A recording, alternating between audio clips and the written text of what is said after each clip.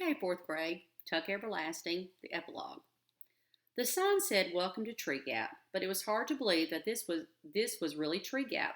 The main street hadn't changed so very much, but there were many other streets now crossing the main street. The road itself was blacktop. There was a white line painted down its center. May and Tuck, on the seat of a clattering wooden wagon, bumped slowly into Tree Gap behind the fat old horse. They had seen continuous change and were accustomed to it, but here it seemed shocking and sad. "Look," said Tuck. "Look, May, ain't that where the wood used to be? It's gone. Not a stick or stump left, and her cottage, that's gone too." It was very hard to recognize anything, but from the little hill, which had once lain outside the village and was not very much a part of it, they thought they could figure things out. "Yes," said May, "that's where it was, I do believe. Of course, it's been so long since we was here, I can't tell for certain." There was a gas station. There was a gas station there now. A young man in greasy coveralls was polishing the windshield of a wide and rusty Hudson automobile. As May and Tuck rolled past, the young man grinned and said to the driver of the Hudson, who lounged at the wheel, "Looky there, in from the country for a big time." And they chuckled together. May and Tuck clattered on into the village proper, past a Catholic mixture of houses, which soon gave way to shops and other places of business. A hot dog stand, a dry cleaner, a pharmacy, a 5 and 10, another gas station, a tall, white frame building with a pleasant veranda, the Tree Gap Hotel, family dining, easy rates, the post office.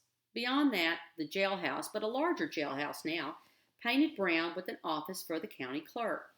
A black and white police car was parked in front with a red glass searchlight on its roof and a radio antenna, like a buggy whip, fastened to the windshield.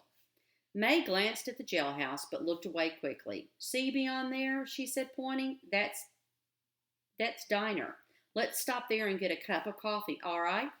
"All right," said Tut. "Maybe they'll know something." Inside the diner gleamed with chrome and smelled like linoleum and ketchup. May and Tuck took seats on rumbling swivel stools at the long counter. The counterman emerged from the kitchen at the rear and sized them up expertly. They looked all right. A little queer, maybe, their clothes, especially, but honest. He slapped a cardboard menu down in front of them and leaned onto the foaming orangeade cooler. You folks from off?" he asked. "Yep," he said, "just passing through." "Sure," said the counterman. "Say," said Tuck cautiously, fingering the menu, "didn't there used to be a wood once down the other side of town?" "Sure," said the counterman. "Had a big electrical storm, though, about 3 years ago now, or thereabouts. Big tree got hit by lightning, split right down the middle, caught fire and everything, tore up the ground, too. Had to bulldozer all out." "Oh," said Tuck. He and May exchanged glances. "Coffee, please," said May. "Black, for both of us." "Sure," said the counterman. He took the menu away, poured coffee into thick pottery mugs, and leaned again on the orangeade cooler. "Used to be a freshwater spring in that wood," said Tuck boldly, sipping his coffee. "Don't know nothing about that," said the counterman. "Had to bulldoze her all out, like I say." "Oh," said Tuck. Afterward, while May was shopping for supplies, Tuck went back through the town on foot, back the way they had come out to the little hill. There were houses there now, and a feed and grain store, but on the far side of the hill, inside a rambling iron fence, was a cemetery. Tuck's heart quickened. He had noticed the cemetery on the way in. May had seen it too. They had not spoken about it, but both knew it might hold other answers. Tuck straightened his old jacket. He passed through an archway of wrought iron curlicues and paused, squinting at the weedy rows of gravestones. And then, far over to the right, he saw a tall monument, once no doubt imposing, but now tipped slightly sideways. On it was carved one name, Foster.